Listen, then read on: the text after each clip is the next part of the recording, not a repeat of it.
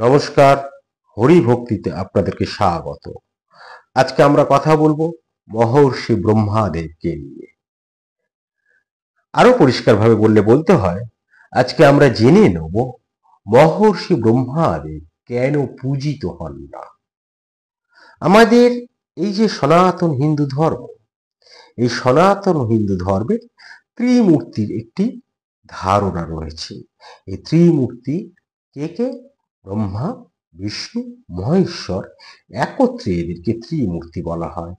আসলে সৃষ্টি, পালন বা স্থিতি এবং প্রলয়ের রূপ।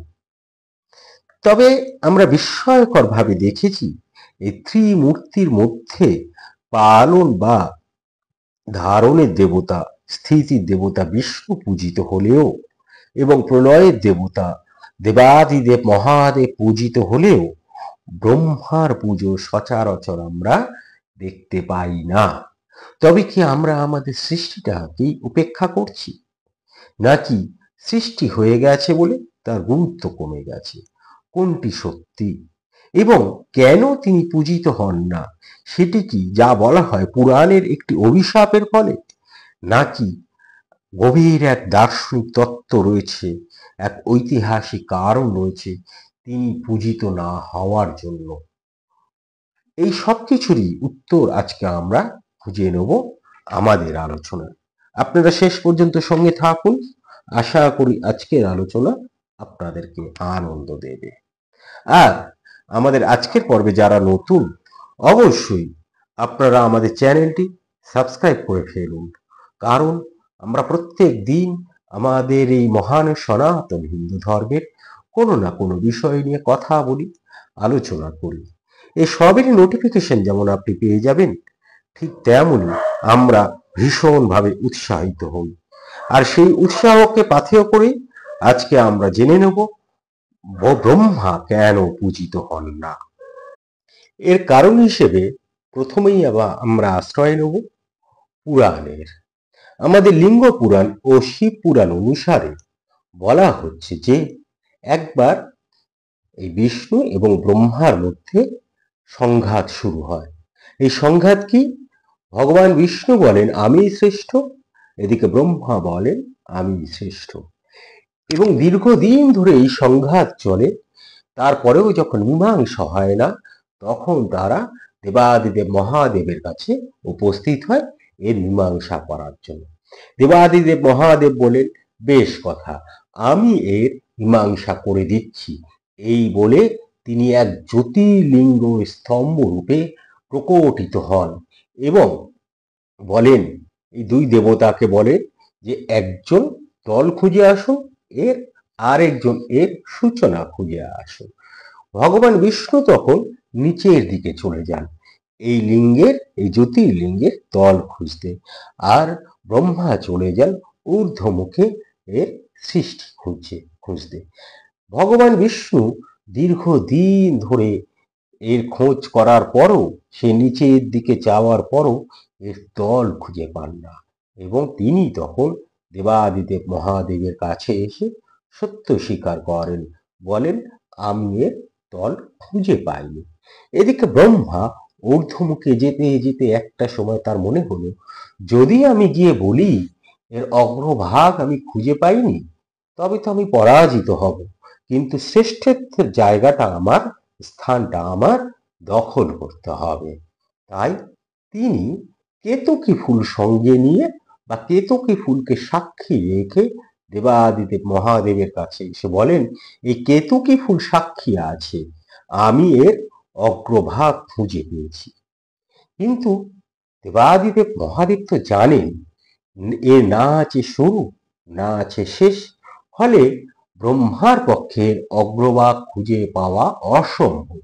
ব্রহ্মা যে মিথ্যে বলছেন সেটা তিনি বুঝতে পারেন এবং তৎক্ষণাৎ তিনি ক্রুদ্ধ হয়ে ব্রহ্মাকে অভিশাপ দেন যে তুমি কোনোদিন কারো পূজিত হবে না, কেউ তোমাকে কোনোদিন পূজা করবে না, কারণ তুমি মিথ্যার আশ্রয় নিয়েছ। যে মিথ্যার আশ্রয় নেয় দেবতা বা কারোর দ্বারা তিনি পূজিত হন না। আর কেতকী ফুলকে অভিশাপ দেন যে তুমি কোনোদিন আমার পুজোয় ব্যবহৃত হবে না। তাই দেবাদিদেব মহাদেবের পুজোয় সব ফুল আপনারা ব্যবহার করলেও কেতকী ফুলকে কখনো ব্যবহার করবেন না। তার কারণ দেবাদিদেব মহাদেবের পূজায় এই কেতকী ফুল বরাবরের জন্য নিষিদ্ধ। এই যে দেবাদিদেব মহাদেবের অভিশাপ ধারণা করা হয় বা পুরাণ অনুসারে বিশ্বাস করা হয়, এই কারণে অর্থাৎ ব্রহ্মা যেহেতু মিথ্যার আশ্রয় নিয়েছিলেন, ঠিক এই কারণে ব্রহ্মা পূজিত হন না। আর আরো কিছু কারণ আমরা পাচ্ছি। এটি তো গেল পুরাণ অনুসারে, কিন্তু কিছু দার্শনিক কারণ, নৈতিক কারণ, সেগুলিও আমরা পাই। দেখুন, এই যে ব্রহ্মা পূজিত হন না, তার আর একটি কারণ হচ্ছে তার নৈতিক বিচ্যুতি। কি নৈতিক বিচ্যুতি? ব্রহ্মাণ্ড পুরাণ ও অন্যান্য পুরাণ থেকে আমরা জানতে পাচ্ছি ব্রহ্মা থেকেই সরস্বতী তৈরি হয়েছিল, অর্থাৎ ব্রহ্মাই সরস্বতীকে তৈরি করেছিলেন বা সৃষ্টি করেছিলেন। সেই সূত্র ধরে ব্রহ্মার মানস কন্যা হচ্ছেন এই দেবী সরস্বতী। কিন্তু দেবী সরস্বতী যখন সৃষ্টি হলো, তার রূপে মোহিত হয়ে পড়লেন ব্রহ্মা এবং তাকে সর্বদা চোখে চোখে রাখার জন্য তার 4টি মুখ তৈরি হলো। এটি একটি মত। আরেকটি মত বলে যে 4টি মুখ থেকে আসলে 4টি বেদ প্রকাশিত হয়েছিল। তা আমরা এখন সেই মতের মধ্যে যাচ্ছি না। আমরা এই মতটি যদি ধরে নিই যে এই যে তার চতুর্থ মুখ, 4 মুখ দিয়ে তিনি সর্বদা সরস্বতীকে দেখতেন। এবার সরস্বতী এটি বুঝতে পেরে তখন ঊর্ধ্বমুখে সরস্বতী যাত্রা শুরু করেন। ব্রহ্মা তখন তার মাথার উপর দিকে পঞ্চমুখ গজান, কারণ সে পঞ্চম মুখের দ্বারাই তিনি সরস্বতীকে অবলোকন করবেন। এইটি আসলে একটি অতি কামনার প্রতীক। এবার শিব কৃপানে সেই পঞ্চমুখ ছেদন করে। এবার আমাদের শাস্ত্র কি বলছেন? শাস্ত্র বলছে যে স্রষ্টা হয়েও যিনি নিজের সৃষ্টি কন্যার প্রতি কামনা করেন, তার প্রতি সমাজ ও দেবতাদের সমাদর কমে যায়। এটি আমাদের সমাজেও এইটি বলে যে কেউ যদি নিজের সৃষ্টির প্রতি, তার নিজের কন্যার প্রতি কুদৃষ্টি দেয়, তখন আমরা কি তাকে সমাদর করি? আমরা তাকে ত্যায্য করি, আমরা তার সঙ্গে সংস্রব নষ্ট করে দিই। ব্রহ্মা যেহেতু ভগবান হিসেবে তাকে আমরা বলি, তাই তাকে হয়তো আমরা বহিষ্কার করতে পারিনি, কিন্তু ঠিক তেমন ভাবে এরকম বিবিধ কারণের জন্য এবং এই নৈতিক বিচ্যুতির জন্য তাকে কিন্তু আমরা পূজা করে উঠতে পারিনি। আরো একটি বিষয় আছে, সেটি হচ্ছে এই যে আমরা যে দেবতাদের পূজা করি, এই দেবতাদের পূজা আমাদের বেদ নির্ভর। আমাদের বৈদিক দেবতা আছেন এবং আমাদের লৌকিক দেবতা দেবীরাও রয়েছেন। আমরা এদেরকে পূজা করি, কেননা বেদ আমাদেরকে শিখিয়েছে এদেরকে পূজা করো। কিন্তু আশ্চর্যজনক ভাবে ব্রহ্মার ক্ষেত্রে সেরকম কিছু বলেনি। কেননা উপনিষদ, বেদেরই আরেকটি ভাগ হচ্ছে বা বেদান্ত হচ্ছে উপনিষদ, বেদের একদম শেষ অংশ। সেই উপনিষদ কিন্তু ব্রহ্মা নয়, ব্রহ্মরই কথা বলছে। ব্রহ্মা এবং ব্রহ্ম, আমরা যখন বলছি ব্রহ্মা সৃষ্টিকর্তা, তখন উপনিষদ বলছে ব্রহ্মা নয়, ব্রহ্মই হচ্ছে এই জগতের সৃষ্টি, তিনি সবকিছু নিয়ন্ত্রণ করেন। ব্রহ্মাকে উপনিষদ বলছেন ব্রহ্মা হচ্ছে রূপযুক্ত গুণযুক্ত একজন দেবতা, আর ব্রহ্মকে এই উপনিষদ বলছে বেদ হচ্ছে নিরাকার, গুণাতীত, চিরসত্য, চেতন পরম তত্ত্ব। তাই ছান্দোগ্য উপনিষদে আমরা পাই বলছেন সর্বং খলিবদং ব্রহ্ম, অর্থাৎ দার্শনিক চিন্তায় ব্রহ্মা হলেন মায়ার অধীন। ব্রহ্মা মায়ার অধীন, যে মায়া দিয়ে তিনি এই বিশ্বকে তৈরি করেছেন। আর ব্রহ্ম হচ্ছে নিরাকার, চূড়ান্ত উপলব্ধি। অতএব পূজার স্তরে ব্রহ্মার স্থান হ্রাস পেয়ে যায়, কেননা উপনিষদ মতে ব্রহ্মা হচ্ছে মায়া নিয়ন্ত্রিত। ব্রহ্মা একা কিছু করছে না। এছাড়া যে কোনো দেবতার পূজার প্রসার এবং প্রচার হয় তখনই যখন তার মন্দির থাকে, উপাসনা গৃহ থাকে বিভিন্ন স্থানে।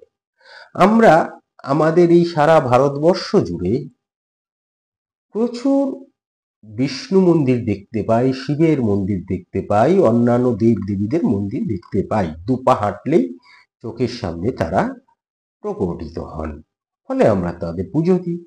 কিন্তু ব্রহ্মার মন্দির সেইভাবে আমরা কোথাও দেখতে পাই না। কয়েকটি অঞ্চলে বিখ্যাত ব্রহ্মার মন্দির রয়েছে, যেমন রাজস্থানের পুষ্করে একমাত্র বৃহৎ ব্রহ্মা মন্দির আমরা দেখতে পাই। এছাড়াও বারাণসী কেদারঘাটে বা কেদারনাথ, এই কেদারঘাট গঙ্গার ঘাটে সীমিত রূপে আমরা ব্রহ্মার মন্দির দেখতে পাই। আর কর্ণাটকে এবং কেরলে কিছু কিছু মন্দিরে আমরা ব্রহ্মার উপস্থিতি দেখতে পাই সহ উপাস্য রূপে, অর্থাৎ প্রধান দেবতা নয়। তুলনায় যেটি বললাম, বিষ্ণু, শিব, কালী বা অন্যান্য দেব দেবতার মন্দির অনেক রয়েছে। তার কারণ হচ্ছে আমাদের লোকাচারের সঙ্গে এরা মিশে গেছে। এবং আরেকটি কারণ, এটা একটু মনস্তাত্ত্বিক কারণ, এই যে ব্রহ্মা হচ্ছে সৃষ্টির দেবতা।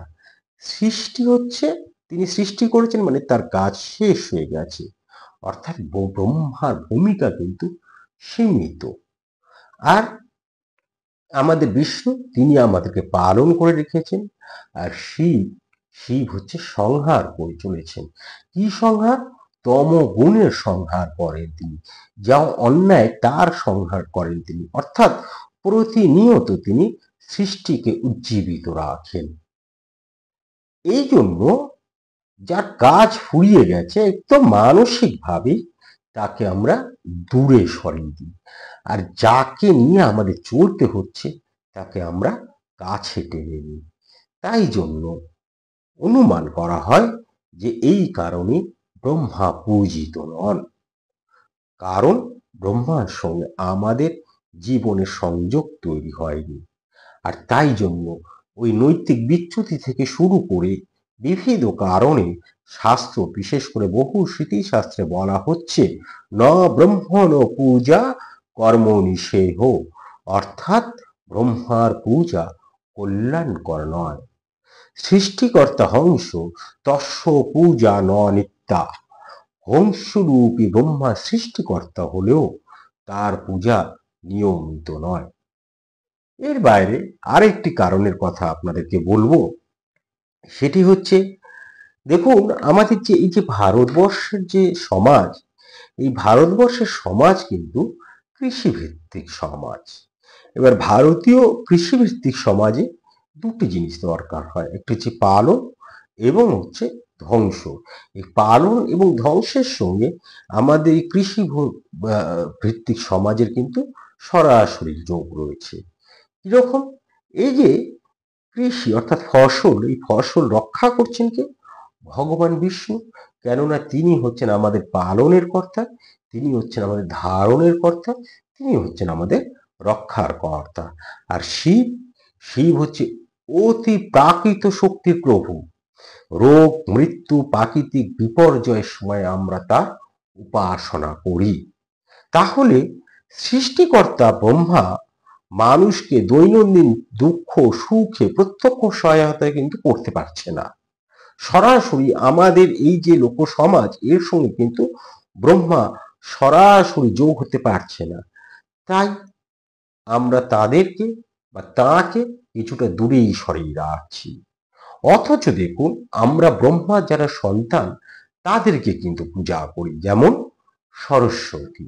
আমরা সরস্বতীকে জ্ঞানের দেবী হিসাবে পূজা করি।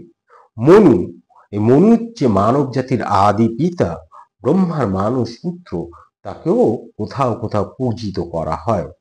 আবার ধরুন বৃহস্পতি, আমরা তিনি হচ্ছেন এই বৃহস্পতি গুরু, তিনি হচ্ছেন ব্রহ্মার সন্তান, তাকেও আমরা তো নিয়মিত পুজো করি। তাহলে তাদের পূজা হয়।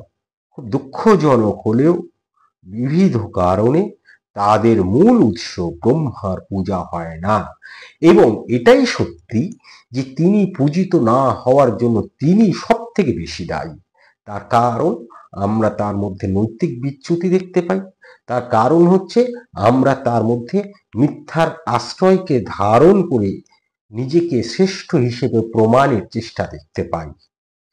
তবু বলি যে ব্রহ্মার পূজা হয় না, এইটি ঐতিহাসিক, দার্শনিক এবং ধর্মীয় বাস্তবতা, এটি স্বীকার করে নিতেই হয়। তারপরেও সৃষ্টিকে কিন্তু অস্বীকার করা যায় না, ফলে তার গুরুত্ব কিন্তু কখনোই কমে যায় না। যদিও পূজিত তিনি হন না, তবু আমাদের এই সনাতন হিন্দু ধর্ম এবং দর্শন, এই ধর্ম এবং দর্শনে এক অনিবার্য শক্তি হিসেবে তিনি সদা বিদ্যমান থাকেন। তাই তিনি অবশ্যই আন্তরিকভাবে পূজিত, নমস্য এবং প্রণম্য। আশা করি আমাদের রক্ষাকর্তা বিষ্ণু, আমাদের প্রলয়কর্তা বা আরো আরেক রক্ষাকর্তা দেবাদিদেব মহাদেবের মতন আমরা ব্রহ্মার আশীর্বাদ পেয়ে ধন্য হব। আমাদের জীবন আধ্যাত্মিকতা পথের দিকে এগিয়ে যাবে।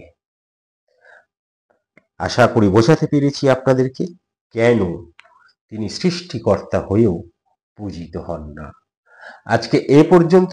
যদি আমাদের আলোচনা ভালো লেগে থাকে অবশ্যই আমরা একটি লাইক প্রত্যাশা করি, একটু শেয়ার প্রত্যাশা করি এবং একটু মন্তব্য প্রত্যাশা করি। আর আবারও বলি, আমাদের আজকের পর্বে যারা নতুন তারা অবশ্যই আমাদের চ্যানেলটি সাবস্ক্রাইব করে ফেলুন। তার কারণ আমরা প্রত্যেক দিন আমাদের এই মহান সনাতন হিন্দু ধর্মের কোনো না কোনো বিষয় নিয়ে কথা বলি, আলোচনা করি। এই সবেরই নোটিফিকেশন যেমন আপনি পেয়ে যাবেন, ঠিক তেমনই আমরা ভীষণভাবে উৎসাহিত হব। আর এই উৎসাহকে পাথেয় করে আবার আমরা আগামী দিনে অন্য কোনো বিষয় নিয়ে কথা বলবো, যার মধ্যে দিয়ে আমাদের এই মহান সনাতন হিন্দু ধর্মের কোনো না কোনো মাহাত্ম্য প্রকাশিত হয়। ভালো থাকবেন, ভালো রাখবেন, নিজে আনন্দে থাকবেন, অন্যকে আনন্দিত রাখবেন। ধন্যবাদ, নমস্কার।